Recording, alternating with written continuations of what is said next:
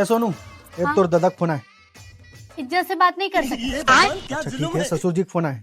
ससुर जी, पापा जी, बैगन। अच्छा पापा जी, हाँ ले भाई तोर पापा जी फोन आए। लेकिन एक सेकंड। हेलो जी पापा जी। अरे कुछ नहीं यार, दिन भर मोर सास के फोन आ जाते। अरे मतलब सासू माँ के? वाह वाह, यही तो इज्जत करता ना मोर माँ बाप के।